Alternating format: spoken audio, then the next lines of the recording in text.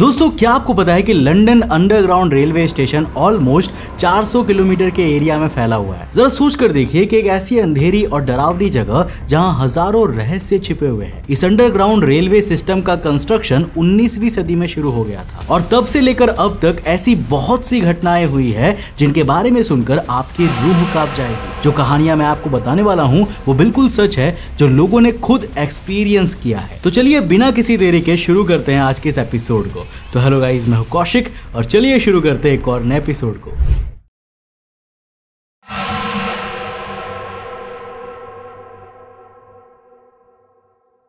British museum station जो पहले central line पर एक स्टॉप हुआ करता था, आजकल घोस्ट स्टेशन के नाम से जाना जाता है। अब घोस्ट स्टेशन का मतलब ये नहीं है कि वहां भूत है, बल्कि ये है कि इसे पैसेंजर्स के लिए बंद कर दिया गया है और अब मेंटेनेंस या स्टोरेज के काम आता है। इन स्टेशंस को अक्सर ही फिल्म शूट्स के लिए यूज किया जाता है। ब्रिटिश म्यूजियम स्टेशन जो 1900 में खुला था, तुरंत ही साल 1933 में बंद भी हो गया। लेकिन इतने कम समय खुले रहने के बाद भी इस स्टेशन से एक अजीब से भूत की कहानी जुड़ी हुई है। कहानी ये कहती है कि एक सीक्रेट टनल स्टेशन को म्यूजियम से कनेक्ट करता था। अब रात को इस टनल से एक इजिप्शियन औरत का भूत स्टेशन पर आ जाता था। जिन लोगों ने उन्हें देखा है वो कहते हैं कि वो औरत बिल्कुल एक प्रिंसेस वाले कपड़े पहने और सर पर ताज लगाकर आती है और चीखते हुए लोगों को डराती है। इस घोस्ट का नाम एमिन रा है, जो ब्रिटिश म्यूजियम में एक कर्स्ड ममी से जुड़ी हुई थी। ल्यूक्सोर में 1880s के दौरान डिस्कवर हुई ये ममी थॉमस डॉगलस म्यूरे ने इंग्लैंड में लाई थी। अब जैसे ये ममी इंग्लैंड पहुंची, बैड लक का सिलसिला शुरू हो गया। डॉगलस म्यूरे का सीरियस एक्सीडेंट हो गया और उसके सर्वेंट्स की भी किसी न किसी तरह मौत हो गई।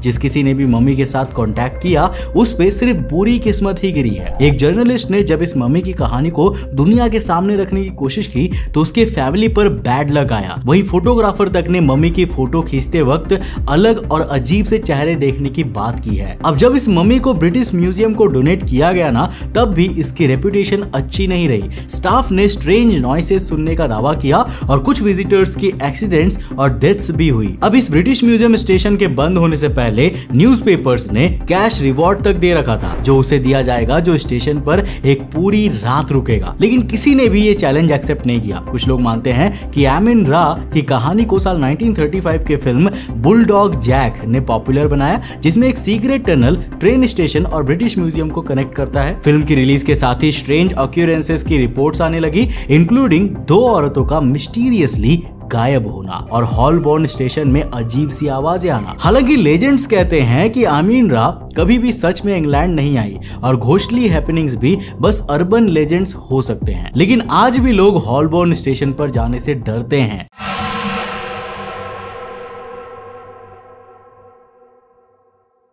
बैंक अंडरग्राउंड स्टेशन लंदन के फाइनेंशियल डिस्ट्रिक्ट के हर्ट में सिर्फ एक पुरानी और बिजी स्टेशन नहीं है, बल्कि ये एक हॉन्टेड हिस्ट्री भी रखता है। कहानी ये है कि ये स्टेशन एक प्लेग पिट के ऊपर बना है, यानी महामारी से मरे लोगों की लाशों के सीधे ऊपर। यह कंफर्म है कि इसका नॉर्थ लाइन टिकट हॉल कभी सेंट मैरी वुलनॉथ चर्च का तहखाना हुआ करता था। जब साल 1900 में यह स्टेशन बना था, तब 7000 से 8000 बॉडीज को रीलोकेट करके नन हेड सिमेट्री भेजा गया। टिकट हॉल के एक का रास्ता एक्चुअली में उस तहखाने तक जाता है। जनवरी 1941 में स्टेशन को जर्मन बॉम्ब से डायरेक्ट हिट लगा था। उस वक्त ये एक एयर रेड शेल्टर के रूप में यूज होता था। उस बॉम्बिंग में लगभग 50 लोगों की मौत हो गई थी। बहुत से पैसेंजर्स और स्टाफ ने सैडनेस, होपलेसनेस और अनईज जैसी फीलिंग्स रिपोर्ट की है। अब हो सकता है कि ये बेहद ही पुरानी कहानी हो, लेकिन आज भी ये स्टेशन बेहद ही डिप्रेसिंग वाइब्स देता है। कुछ लोगों ने यहाँ स्ट्रेंज और अनप्लीजेंट स्मेल्स भी नोटिस की है, जो शायद प्लेग पिट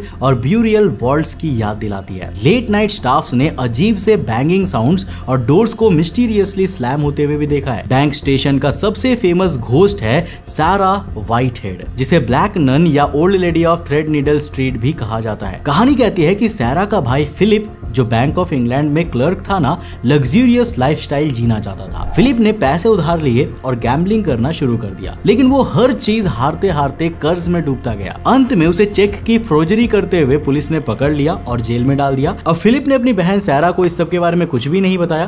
फिलिप को साल 1812 में डेथ सेंटेंस मिली और वो मारा गया। लेकिन सैरा अपने भाई को ढूंढने के लिए बिल्कुल पागल सी हो गई थी। जिस बैंक में फिलिप काम करता था, सैरा उस बैंक में लगभग 40 साल तक लगातार जाती रही, लेकिन स्टाफ ने उन्हें कुछ भी नहीं बताया कि फिलिप के साथ क्या हुआ है। वो उन्हें ब्लैक नन या old lady of thread needle street जैसे नाम से बुलाने लगे। उनकी मौत के बाद भी, जो साल 1837 और 1842 के बीच हुई थी, उनके घोस्ट को बैंक ऑफ इंग्लैंड और अंडरग्राउंड स्टेशन में देखा गया है। कुछ लोगों ने उन्हें ब्लैक ड्रेस में घूमते हुए देखा है। साल 2001 में एक पैसेंजर ने रात के 2 बजे एक बूढ़ी औरत का चेहरा देखा था, जो तुरंत ही गायब भी हो गई थी। थॉरो चेक्स के बावजूद वो मिस्टीरियस वुमेन गायब हो गई। आपको क्या लगता है, क्या ये सैरा व्हाइटहेड थी जो अपने भाई को अब तक ढूंढ रही है? मुझे कमेंट्स में लिखकर जरूर बताना।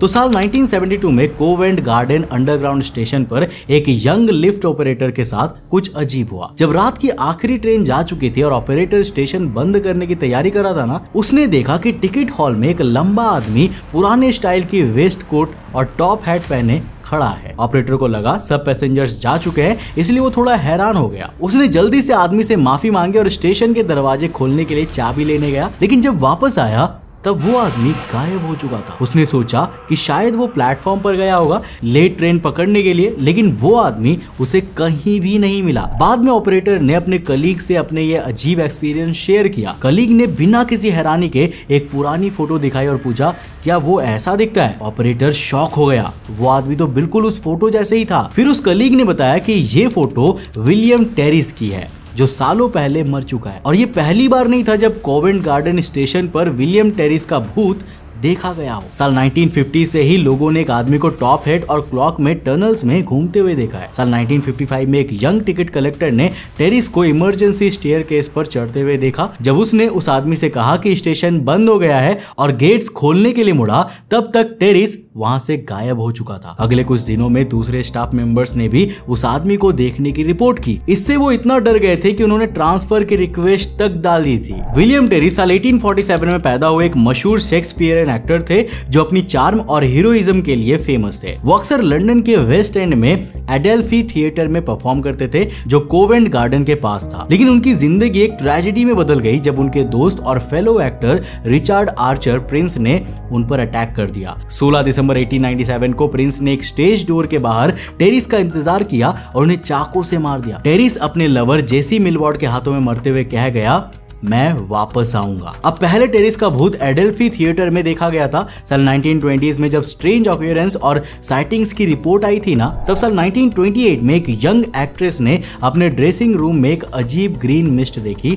और अनजान हाथों ने उसे पकड़ा भी। बहुत लोगों ने सोचा कि ये सब टेरिस के वापस आने के वादे से जुड़ा हुआ है। एडेल्फी थिएटर में हॉन्ट करने के बाद ऐसा लगता है कि टेरिस ने कोवेंट गार्डन अंडरग्राउंड स्टेशन को अपना नया घर बना लिया, जहां पहले एक बेकरी थी जिसे तोड़कर स्टेशन बनाया गया था। साल 1972 में टेरिस का कोवेंट गार्डन में देखा जाना आखिरी रिपोर्ट है और कुछ लोग कहते हैं कि एरिया के ज्यादा बिजी होने से शायद भूत वहां से चला गया होगा। और कुछ दूसरे लोग सोचते हैं कि शायद लोगों ने विलियम टेरिस को भुला दिया है और शायद इसीलिए उसका भूत भी हमेशा के लिए गायब हो गया है।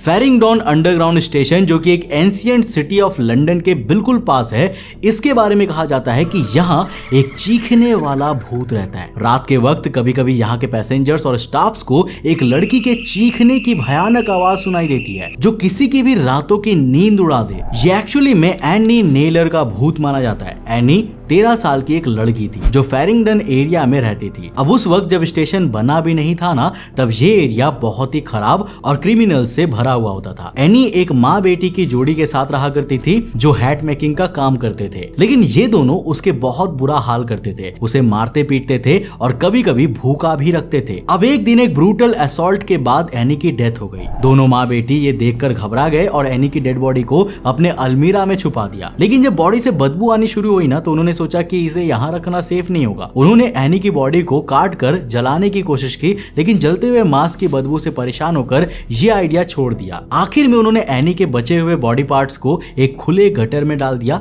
जहां बाद में फेरिंगटन स्टेशन बना। अब एनी की बॉडी तो मिल गई थी, लेकिन सरप्राइजिंग बात यह है कि डॉक्टर ने ये नहीं कहा कि एनी का मर्डर हुआ है, बल्कि उसे किसी एक्सीडेंट से रिलेट करके केस को रफा दफा कर दिया। ये केस धीरे धीरे लोग भूल गए, लेकिन सालों बाद उनमें से एक ने अपना कन्फेशन दे दिया और दोनों को फांसी हो गई। जब फेरिंगटन स्टेशन बना तो कई लोगों ने एनी टेलर के घोस्ट को देखने की कहानी बताई। कहते हैं कि अगर आप रात के वक्त प्लेटफॉर्म पर खड़े हो तो आज भी एनी टेलर के चीखने की आवाज आपको ट्रैक्स के बीच से सुनाई दे सकती है।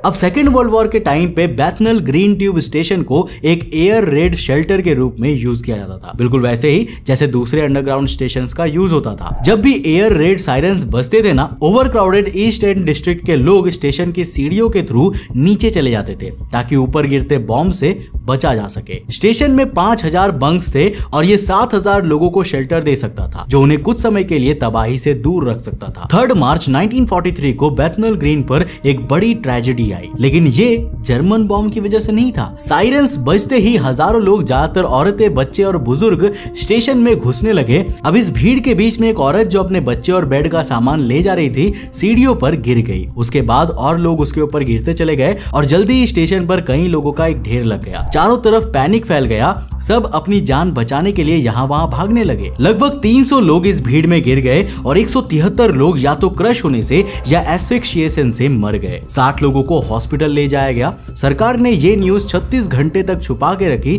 ताकि गवर्नमेंट के ऊपर से लोगों का भरोसा ना उठे। जब फाइनली ये रिपोर्ट हुई तो गलत न्यूज बताई गई कि इन डेथ्स का रीजन एक डायरेक्ट बॉम्ब हिट था। करीब 50 साल बाद यहाँ पर एक मेमोरियल स्टोन लगाया गया। अब ये डिजास्टर वर्ल्ड वॉर 2 के दौरान किसी एक एक्सीडेंट में ब्रिटिश सिविलियन लाइफ का सबसे बड़ा नुकसान था और लंदन अंडरग्राउंड पे अब तक का सबसे डेडली इवेंट भी। अब जो भी लोग मरे ना, उनमें सिर्फ 27 मर्द थे, बाकी सब औरतें और बच्चे थे। इतनी बड़ी ट्रेजेडी के बाद लोगों का मानना है कि बैथनल ग्रीन अंडरग्राउंड स्टेशन हॉन्टेड बन गया है। सालों से लोगों ने रात को बच्चों के रोने और औरतों के चीखने की आवाज सुनने की बात कही है। साल 1981 में एक स्टेशन एम्प्लॉय जो नाइट शिफ्ट में काम कर रहा था ना, उसने कुछ डरावना अनुभव किया। स्टेशन बंद होने के बाद और सब लोगों के जाने के बाद उसने बच्चों के रोने की आवाज सुनी। पहले उसने इग्नोर करने की कोशिश की, लेकिन आवाज और तेज होती गई और फिर उसमें औरतों के चीखने और लोगों के पैनिक करने की आवाज भी शामिल हो गई। ये आवाज 10-15 मिनट तक चलती रही और जब डर से कांप रहे एम्प्लॉय चेक करने गया तो उसे कोई भी वहां पर नहीं मिला। ये एक्सपीरियंस उसके लिए इतना ट्रॉमेटिक था ना कि वो आज भी उस स्टेशन पर जाने से पहले 10 बार सोचता है। लंदन अंडरग्राउंड स्टेशन सच में एक डरावनी जगह है जहां शायद और भी कई रहस्य दफन है। अच्छी बात यह है कि हमारे इंडिया में ऐसी कोई जगह नहीं है, वरना वो पक्का भूतों का अड्डा बन चुका होता। वैसे क्या आप इंडिया के सबसे डरावनी जगह के बारे में जानते हो? नीचे कमेंट सेक्शन में लिखकर जरूर बताना। अगर वीडियो पसंद आया और कुछ नया सीखने को मिला तो इस वीडियो को लाइक करने के साथ साथ अपने दोस्तों के साथ जरूर शेयर करना। अगर आप नए चैनल पे तो चैनल को सब्सक्राइब करने के साथ साथ नोटिफिकेशन बेल को ऑन कर देना। और अगर आपको ये वीडियो पसंद आया तो मैं आपको रिकमेंड करूंगा कि आप अगली वीडियो इसे जाकर जरूर देखना, जिसमें हमने बात किया है चाइना में हुए एक बस इंसिडेंट के बारे में, कि कैसे एक बस को 3 भूतों ने मिलकर पूरा गायब कर दिया। वो बस रातों रात गायब हो गया और लोगों को इतने दूर इलाके में जाके मिला ना, जहां पर कोई सोच भी नहीं सकता था। इस पूरी कहानी को सुनने के लिए इस वीडियो को जाकर देखो, बहुत इंटरेस्टिंग है। मैं मिलता हूं आपको नेक्स्ट एपिसोड के साथ, तब तक के लिए बाय, जय हिंद।